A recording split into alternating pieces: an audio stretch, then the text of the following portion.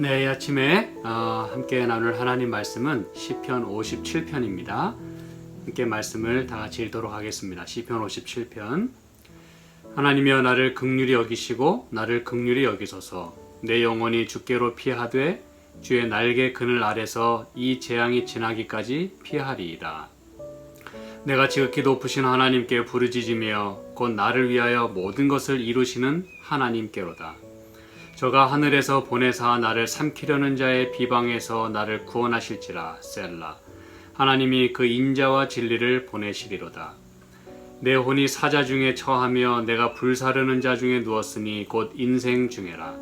저희 이는 창과 살이요 저희 혀는 날카로운 칼 같도다.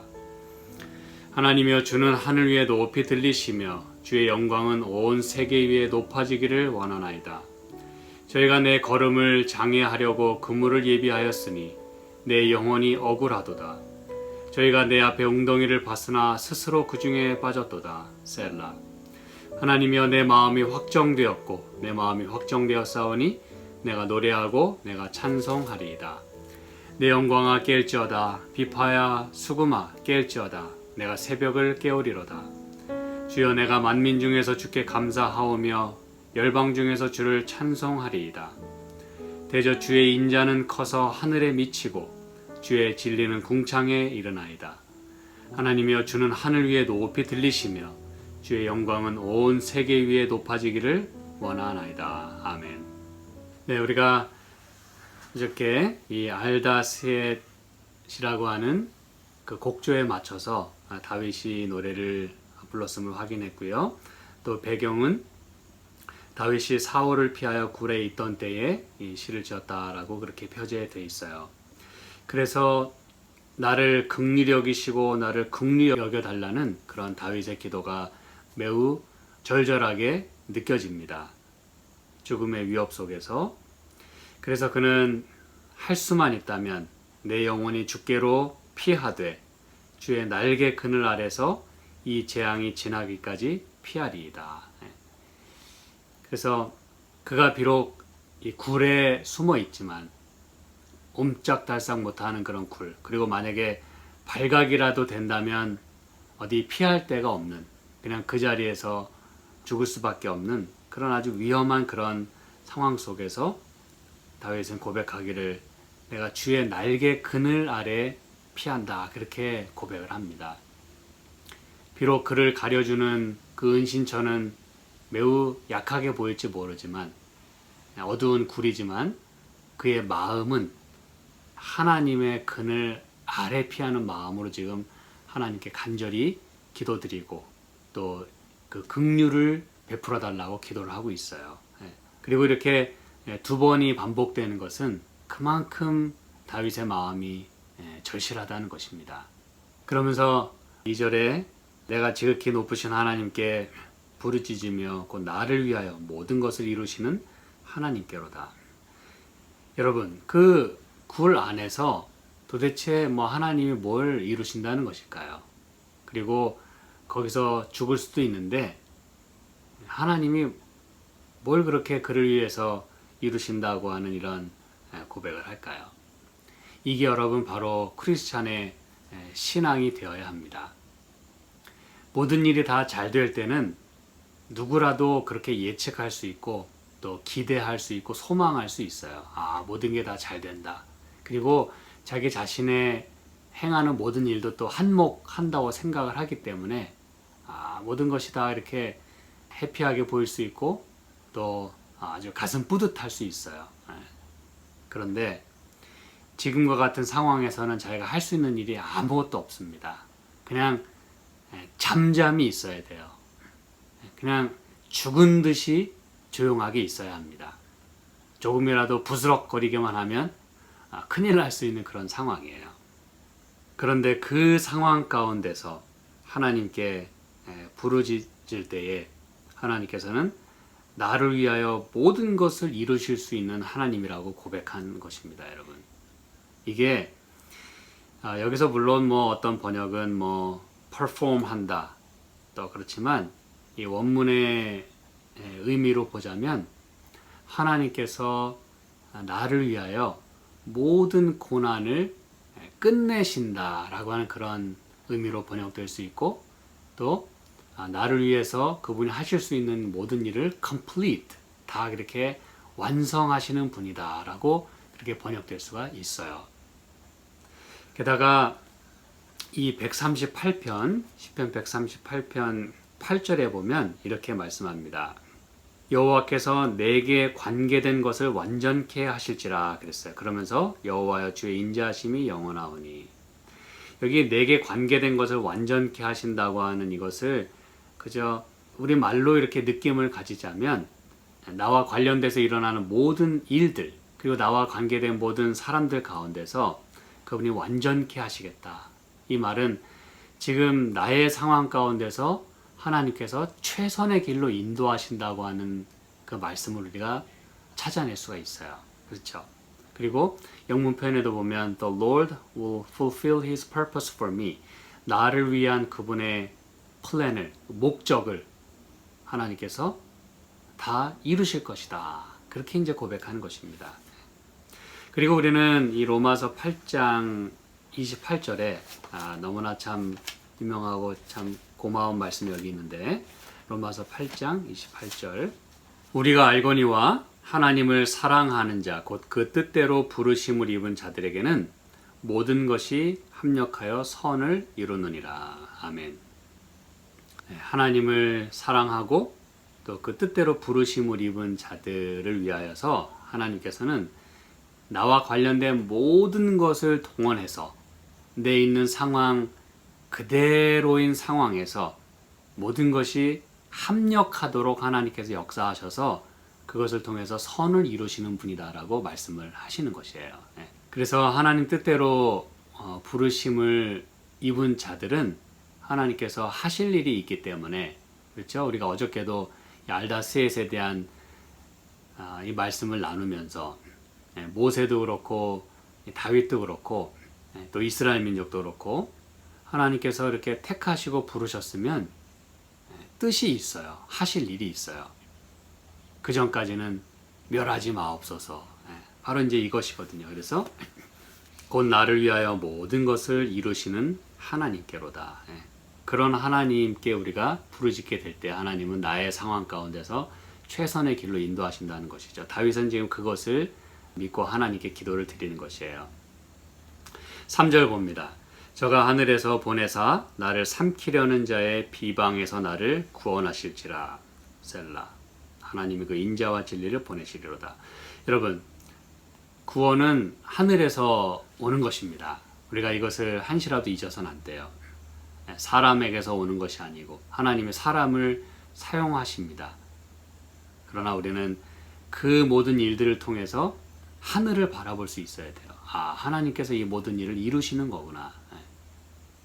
그게 이제 여러분 신앙의 레벨이 계속해서 올라갈 수 있는 그런 모습들이에요. 그렇죠? 하늘에서 보내사 나를 구원하시겠는데, 여러분, 그러면 하늘에서 뭘 보내신다는 것입니까? 다윗은 분명히 이야기합니다. 하나님이 인자와 진리를 보내시겠다 그랬어요. 이런 상황에서, 쫓기고 있는 상황에서 하늘에서 정말 그를 돌보고 구원하려면 뭘 보내셔야 정상일까요? 창이나 칼, 그리고 군대 정도 보내주시면 이길 수 있지 않을까요? 이 싸움에서 굳이 도망 다니지 않아도 되고 전면으로 싸워서 승부를 걸 수 있는 그런 것들을 구하는 게 정상 아닐까요? 근데 굳이 하늘에서 보내서 나를 구원하시겠다라고 그렇게 이야기하면서 다윗이 간구하는 것이 무엇인지 여러분이 여기서 보셔야 합니다. 바로 하나님의 인자와 진리입니다. 하나님의 인자는 여러분이 너무나 좋아하시는 단어, 헤세드. 하나님의 신실하시고 자비하시고, 그렇죠? 사실 그게 여러분 제일 중요하지 않을까요? 하나님의 그 신실하신, 그 한번 뜻하신 건 끝까지 이루시는 그 하나님. 나를 부르셨으면 나를 부르신 목적을 달성할 때까지 나를 지키시는 하나님. 내가 다 할 수 없는 일을 인자로서 충실하심으로써 이루신 그 하나님. 그리고 진리를 보내신다고 했어요. 여기서 이 진리는요, 어떤 상황에서라도 흔들리지 않는 그런 우리의 신념일 수도 있어요. 그리고 원칙일 수 있고 또 타협돼서는 안 되는 그런 하나님 말씀, 율법일 수 있습니다. 내 중심에 흔들리지 않는 그런 하나님의 이 법이 자리 잡아야 하는 거예요. 여러분, 이게 왜 중요할까요? 우리는 우리의 상황에 따라 모든 입장의 바뀜에 따라 사실 원칙이 바뀌는 경우가 참 많이 있어요. 또 때로는 원칙을 희생하기도 합니다. 그 자리를 지키기 위해서, 그리고 그 상황을 모면하기 위해서. 그렇죠? 그런데 지금 다윗은 이런 상황 속에 자기의 마음 속에 불안하고 또 초조하고 죽음의 위협 속에서 막 갈팡질팡하는 그러한 모습을 보여주기보다는 하나님께 기도를 드리는 것이에요. 내 마음에 당신의 그 진리가 자리 잡게, 원칙이 자리 잡게, 그리고 그 율법이 자리 잡게. 여러분, 이것은 어느 순간에서라도 변하지 말아야 할 것들이 있음을 말해주는 것이에요. 사실 이 사울은 그가 마음이 바뀌고 상황이 바뀌니까 그 다윗을 죽이려고 합니다. 좋아하다가도 막 창을 던져서 죽이려고 여러 번 했어요. 그건 뭐냐면 그 마음속에 원칙이 없다는 것이거든요. 무슨 얘기인지 아시겠죠? 그런데 이 다윗은 이 사울을 죽일 수 있는 찬스가 몇 번 있었어요. 제가 이제 전에도 살펴봤고 또 앞으로도 또 살펴볼 것입니다. 다윗이 맘만 먹었으면 사울을 죽일 수 있었어요. 그게 어떻게 보면 주변 사람들에게는 그게 원칙일 수도 있고 그게 삶의 그 지혜이자 또 당연한 것이에요. 그게 진리일 수 있어요. 왜 당신을 죽이려고 하는 사람을 당신이 죽이는 것은 그건 당연한 일이라고 얘기할 수 있었을 거예요. 그게 세상 사람들의 그 norm, 그게 이제 표준입니다. 가치관이에요. 그게 그렇죠. 나를 해하려는 자를 나도 해하고 복수하고 죽일 수 있는 찬스가 왔는데 안 죽이는 건 오히려 바보스러운 짓으로 그렇게 여겨질 것입니다. 그런데 다윗은 그런 상황 속에서도 마음 가운데 하나님의 법이 있었어요. 그리고 우리가 지난 시간에 살펴봤습니다만 사무엘상 24장에서도 그게 이제 이 상황이 만약에 엔게디에 있는 그런 상황이었다면 이제 사울이 그 굴에 들어와요. 근데 다윗은 그를 죽일 수 있었지만 안 죽이고 옷자락만 팹니다. 그런데 나중에는 그 옷자락 벤 것마저도 굉장히 속상해해요. 내가 이런 마음을 왜 가졌을까? 사람의 생명은 해하지 않았지만 그 기름 부음 받은 자에게 내가 그 옷자락에 그 칼을 대었다는 그 자체만으로도 매우 괴로워합니다. 그게 다윗이에요, 여러분. 그게 바로 마음속에 상황이 바뀌어도 변하지 말아야 하는 그 마음의 중심에 하나님의 법이 있었다는 것이에요. 진리가 있었다는 것이에요. 여러분, 이거 굉장히 중요한 이야기입니다. 그리고 이 진리라고 하는 이 단어가 단순히 어떤 문자적인 어떤 글, 이런 것만이 아니라, 이 영문 번역에 보면 이것을 그 faithfulness로도 번역을 했어요. 그러니까 다시 말하면 헤세드만 faithfulness가 아니라 이 진리도 faithfulness, 참 신실하심, 성실하심. 그게 이제 더군다나 하나님께 해당할 때는 당연히 그것은 성실하심이에요. 그리고 사람에게 해당될 때 이것은 그 reliability, 그게 이제 어떤 가장 통념적인 어떤 그런 단어로 표현될 수 있다고 합니다. 그건 어떤 확실성, 또 진실성, 참됨, 확고부동함, 어떤 이런 단어들로 다 번역이 될 수가 있어요. 이 진리라는 단어가. 그래서 그건 단지 어떤 문자가 아닌 그의 삶과 관련된, 그리고 하나님의 품성과 관련된 단어라는 것이에요. 그게 또 왜 그러냐 하면 여러분, 호세아서에 있는 말씀 좀 볼게요. 호세아서 우리가 살펴봤던 말씀이겠죠?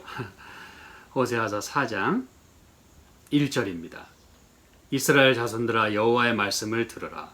여호와께서 이 땅 거민과 쟁변하시나니 이 땅에는 뭐도 없어요? 진실도 없고 인애도 없고 하나님을 아는 지식도 없고 그랬어요. 여러분 지금 하나님께서 안타까이 이 백성과 이렇게 쟁변하시는 그 이슈가 뭐라고요?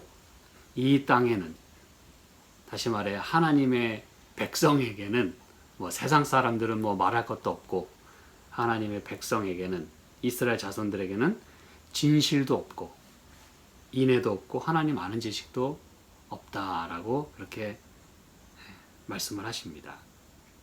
여기 말하는 진실이 바로 진리라는 단어예요. 그리고 인애, 이게 바로 인자라는 단어입니다. 헤세드. 그러고 보니까 지금 다윗이 하늘에서 이 상황에서 나를 구원해 줄 그것을 보내시겠다라고 할 때 그 인자와 진리를 보내시겠다고 하는 그 말씀이 이 안에 다 들어있어요. 그리고 한 단계 더 나아가서 모두 없어요. 하나님을 아는 지식이 없음을 지금 이야기하면서 이 모든 것들을 우리가 회복할 수만 있다면, 이것이 우리의 삶 가운데 다시 들어올 수만 있다면 여러분 많은 문제가 해결되지 않겠습니까? 지금 이것이 없기 때문에 하나님께서 그렇게 속상해 하시고 지금 가슴 아파하시고 지금 쟁변하시는 거예요. 이게 없어서 너희가 망한다 이거예요. 사실 여러분 사울 같은 경우에는요, 잘 생각해 보시기 바랍니다. 이게 없기 때문에 막 사는 거예요. 그에게는 인애가 없고 그에게는 진실도 없어요. 그리고 그에게는 하나님을 아는 지식이 없어요. 아니 목사님, 이스라엘 왕인데 하나님을 아는 지식이 없다고요? 예. 왜냐하면 호세아 4장 6절에도 분명히 말씀했죠. 내 백성이 지식이 없으므로 망하는도다. 이게 없어서 진짜 없어서 망하는 거예요. 그 다음에 뭐라 그랬어요? 내가 지식을 버렸으니 나도 너를 버려. 내가 내 하나님 율법을 잊었으니. 이게 여러분 사울의 삶에서 그대로 적용이 됐다는 거 잘 아시죠? 더 이상 사람을 긍휼히 여기는 마음이 없어요. 창을 던지고 제사장들을 다 죽이고, 이게 그건 바로 그 마음에 인자와 진리가 다 떠났고 하나님의 지식을, 율법을 다 버리고 잊어버린 그 삶을 여기서 말하고 있는 것이에요. 그래서 올바로 살려면 말이죠, 하나님의 인자하심, 진리, 그리고 그 하나님을 올바로 아는 그 지식, 그것이 필요하다는 것이에요. 이거는 하나님께서 그러하신 것처럼 우리도 그러한 삶을 살아야 한다는 것을 동시에 말하고 있는 것이에요. 왜 그래요? 우리의 삶을 통해서 하나님의 이름이 더럽힘을 받으면 안 되기 때문에 그래요. 이게 없으면 하나님의 이름은 더러워집니다. 그분에게 다 욕을 돌리게 돼 있어요. 그도 그렇지 않겠습니까, 여러분? 부모의 마음을 이해하지 못하고 부모의 뜻을 헤아리지 못하고 또 부모에 대한 모든 것들을 다 잊어버리거나 그렇게 별로 중요하게 생각하지 않는 사람은 결과적으로 다 욕을 돌리는 것입니다. 그게 이제 지금 이스라엘 백성에게 그대로 해당되는 것이고 지금 사울의 모습 속에서 보여지는 것이고, 다윗은 지금 자신이 그렇게 되지 않도록, 그리고 끝까지 그 중심의 진실함과 하나님의 마음을 가지고 이 모든 상황을 잘 이겨낼 수 있도록 하나님께 그렇게 기도를 드리는 것입니다. 매우 중요한 기도죠. 그렇죠? 여러분, 이게 바로 이 시편 57편의 5절과 7절에 말씀하고 있는 그 내용입니다. 하나님이여, 주는 하늘 위에 높이 들리시며 주의 영광은 온 세계 위에 높아지기를 원하나이다. 결과적으로 하나님의 이름을 높이는 삶, 욕을 돌리는 대신에 그분의 영광을 높여드리는, 그렇죠? 우리의 삶을 통해서 이 목적을 이루기 위해서 우리는 그렇게 살아야 되는 것이에요. 삶의 목적이 이러해야 됩니다. 사실 성경에 보면 하나님께서 우리를 창조하신 목적도 다 하나님을 노래하고 하나님께 영광을 돌리기 위해서 우리를 지으셨다 그랬어요. 또 하나님의 찬송을 부르게 하기 위해서 하나님이 높이 들려지셔야 돼요. 우리 자녀로서의 그 삶은 진정으로 효도하는 길은 부모에게 기쁨을 드리는 것입니다. 그렇죠? 뭐 부모에게 무슨 영광을 뭐 얼마나 돌려드리겠습니까, 우리가. 그렇죠? 잘 살면 그게 바로 부모에게 영광이 되는 거예요. 올바로 살면 영광이 되는 것입니다. 그렇게 기뻐하는 거예요. 주의 영광은 온 세계 위에 높아지길 원하나이다. 11절도 똑같습니다. 하나님의 주는 하늘 위에 높이 들리시며 주의 영광은 온 세계 위에 높아지길 원하나이다. 이게 여러분 사실 굉장히 중요한 컨셉이고 마치 56편처럼 이렇게 두 연의 그 후렴구에 해당하는 부분이 바로 5절과 11절입니다. 이 앞부분에는 구원해달라고 하는 그런 기도를 드리면서 주의 영광이 높아지길 원하나이다. 그러면서 또 하나님께서 나에게 이렇게 은혜를 베푸시고 나를 든든히 서게 하실 그런 하나님의 그 인자하심을 찬양하면서 또 11절에 똑같은 말씀을 후렴구로 사용하고 있어요. 그래서 시편 56편과 더불어 57편은 쌍둥이 시편으로 그렇게 알려져 있고 구성도 같고 그리고 시작하는 단어도 같고 그렇죠. 긍휼히 여기소서. 이제 여기서는 두 번 그렇게 하나님께 부름으로 더 절실한 그런 것을 표현하고 있고 또 똑같이 그 후렴구를 사용하고 있어요. 그래서 그 후렴구로 사용한다는 건 그만큼 그것이 자주 불려지고 자주 기억돼야 하기 때문에 두 번씩이나 그렇게 같은 말씀을 각 연의 마지막 부분에 노래하고 있는 것이에요. 그럼 여러분, 주님의 영광을 높여드린다는 게 무엇일까요? 결과적으로 지금 이 다윗은 나를 부르셨으면 나를 통해서 주님께서 뜻을 이루어 주세요. 주님의 영광을 드러내세요. 그런 마음으로 지금 기도를 드리고 있는 거라고 말씀드렸죠. 그리고 인자와 진리를 보내셔야 되는 까닭도 우리 마음가운데 그 있어야 되는 까닭도 결과적으로 하나님께 영광이 되는 삶을 살기 위하여 그렇게 하는 것이에요. 우리가 살펴본 대로. 그럼 여러분, 하나님의 영광은 무엇입니까? 그게 높여져야 된다는데 어떻게 하는 게 높여지는 것입니까? 지금 다윗이 이 굴에 있으면서 하나님의 영광을 높여드릴 만한 게 있을까요? 잘 생각해 보시기 바랍니다. 아무것도 할 수가 없는 상황에서 무슨 하나님께 영광을 드린다는 것입니까? 근데 여러분 굉장히 중요한 부분이 있어요. 아까 우리가 다 살펴봤습니다만 제가 강조해서 말씀드리는 것은 우리가 이것을 잘 이해할 필요가 있기 때문에 그래요. 다윗이 그 상황에서도 하나님께 영광을 돌릴 수 있는 방법은 바로 말씀드린 대로 그 마음에 하나님의 마음을 갖는 것이었어요. 여러분 이게 무슨 얘기인지 잘 이해하셔야 됩니다.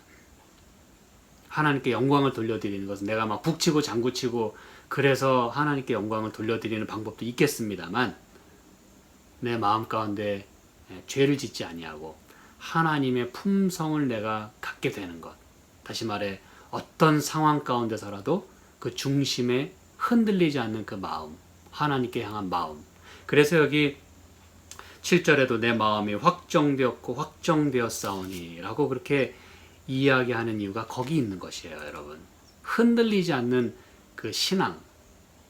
어떤 상황에서라도 거짓을 말하지 아니하고 또 죄를 짓지 않는, 미워하고 보복하고 그런 것이 아닌 그 율법이 중심에 있는 이게 바로 하나님께 영광을 돌려드리는 것입니다. 왜 그러냐면 여러분 이 영광이라고 하는 것을 우리가 잘 정의를 할 필요가 있지 않습니까? 그렇죠? 우리가 출애굽기 33장에 보면 이렇게 말씀합니다. 18절, 19절 봅니다. 이제 앞뒤 내용을 조금 제가 생략하고 모세가 가로되 원컨대 주의 영광을 내게 보이소서. 모세가 아주 단도직입적으로 하나님께 하나님의 영광을 보여달라 그랬어요. 그랬더니 19절에 여호와께서 가라사대 내가 나의 모든 선한 형상을 내 앞으로 지나게 하고 여호와의 이름을 내 앞에 반포하리라. 지금 하나님이 동문서답하시는 것 같아 보여요. 그렇죠? 모세는 영광을 보여달라고 했는데 하나님께서는 알았어, 내가 영광 보여줄게, 그렇게 말씀하면서 내가 나의 모든 선한 형상을 내 앞으로 지나게 하겠다 그랬어요. 이 선한 형상이 무엇입니까? 영문 표현은 간단합니다. goodness, 하나님의 선하심이에요. 하나님의 대답은요, 내 영광은 바로 나의 선함이다 라고 말씀하시는 거예요. 어느 누가 그렇게 주석한 게 아니라 하나님께서 직접 당신의 영광이 무엇인지를 말씀하셨어요. 하나님의 선하심은 무엇입니까? 하나님의 품성이에요. 캐릭터예요. 그리고 여호와의 이름을 내 앞에 반포하겠다. 하나님의 이름 또한 하나님의 영광이에요. 그래서 여러분, 이게 하나님 이름에 욕을 돌리지 않는 것, 하나님의 이름을 높여드리는 것, 그래서 여러분 그게 영광을 드리는 것이라 이것이에요. 여러분 참 아름답지 않습니까? 그러면서 말씀합니다. 나는 은혜 줄 자에게 은혜를 주고 긍휼히 여길 자에게 긍휼을 베푸느니라. 은혜와 긍휼 다 하나님의 그 품성입니다. 그러면서 34장 6절에 이렇게 말씀하죠. 여호와께서 그의 앞으로 지나시며 반포하시되, 선함을 지나가게 하겠다라고 말씀하시면서 하나님 자신이 직접 지나가세요. 그러니까 그분의 존재 자체가 그분의 영광이에요. 그래서 그분을 위해 살고 그분의 이름을 높여드리고 그분의 마음을 갖는 것이 바로 그분께 영광을 돌려드리는 것이에요. 그분의 이름을 찬송하고 그분을 경배한다는 의미인 것입니다. 그래서 여기 지나시며 반포하시되 여호와로라 여호와로라, 자비롭고 은혜롭고 노하기를 더디하고 인자와 진실이 많은 하나님이로라. 이제 여러분 이게 무엇인지 아시겠죠? 이게 영광이라는 거예요. 하나님의 이름이 은혜롭고 자비롭고요. 그리고 노하기를 더디할 뿐만 아니라 인자와 진실. 지금 다윗이 이걸 구하고 있는 거거든요. 하늘에서 나를 구원해 주세요. 그러면서 인자와 진리를, 진실을 보내시리라. 다윗은 그 상황에서도 하나님께 영광을 돌려드리길 원했다는 것이에요. 흔들리지 않은 마음으로. 이럴 수만 있다면 얼마나 좋을까 생각을 합니다. 이게 여러분 하나님의 영광이에요. 우리가 하나님께 영광을 돌려드리는 많은 방법이 있겠습니다만, 글로리 글로리 그러면서 찬양하는 것도 물론 하나님의 영광을 높여드리는 일이지만, 가장 중요한 것은 아무도 보지 않는 상황에서, 그리고 보이지 않는 내 마음 속에서, 아무것도 할 수 없는 상황 속에서라도 하나님께 우리는 영광을 돌려드릴 수 있어요. 그것은 바로 하나님의 인자하심과 진실하심을, 그 진리를 내 마음에 품을 수 있을 때 가능한 것입니다. 자, 그래서 시편 57편 5절과 11절에 하나님이여 주는 하늘 위에 높이 들리시며 주의 영광은 온 세계 위에 높아지기를 원하나이다. 이것이 다윗이 그토록 원했던 것이고 우리의 삶 가운데서 이루어져야 되는 그런 삶의 목적입니다. 하나님의 뜻입니다. 근데 이것이 여러분 요한계시록 18장에 1절에 보니까 2일 후에 다른 천사가 하늘에서 내려오는 것을 보니 큰 권세를 가졌는데 그의 영광으로 땅이 환하여지더라. 자, 이제 제가 오늘 요 말씀을 읽음으로 마쳐야 될 것 같습니다. 그래서 제가 내일 이 부분에 대해서 조금 더 57편 마지막 부분과 함께 더 살펴보도록 하겠습니다. 그래서 여러분, 결과적으로 하나님의 영광은 분명히 온 땅에 충만하고 또 이 온 땅이 환하여질 만큼 분명히 높여질 거예요. 그때가 분명히 올 것입니다. 그런데 저와 여러분의 삶 가운데서 하나님의 이름을 높여드리지 않는 한 이 세상에 그런 일이 있다 할지라도, 놀라운 어떤 개혁이 일어나고 어떤 훌륭한 어떤 무브먼트들이 일어난다 할지라도 나와는 상관없는 일이 될 것입니다. 하지만 오늘 이 다윗처럼 그의 그 어쩔 수 없는 상황 속에서라도, 비록 굴에 있었지만 하나님의 날개 그늘 아래 피하는 마음으로 그가 하나님의 이름을 지금 부르고 찾고 노래하고 있어요. 바로 그것이 하나님의 영광을 높여드리는 이름을 다윗은 그렇게 지금 여기서 고백하고 있는 것입니다. 저와 여러분의 오늘의 삶 가운데서도 우리의 삶을 통해서 우리 중심에 있는 그 진실함을 통해서 사람들을 대하는 우리의 태도 속에서 하나님의 이름이 높임을 받으시게 되기를 간절히 소망합니다. 함께 기도하겠습니다. 하나님 아버지, 주의 이름이 오늘 저의 삶을 통해서 높여지기를 원합니다. 우리의 삶을 통해서 주께서 영광을 받으시기를 원합니다. 주여, 저희를 도우시고 주께서 저희와 함께 하시고 또 주의 이름이 오늘 드높여지는 삶이 되도록 축복하여 주시옵소서. 건강과 믿음을 지켜주시길 간절히 바라고 우리 하는 모든 일에 주께서 축복하여 주시기를 예수님의 이름으로 기도합니다. 아멘.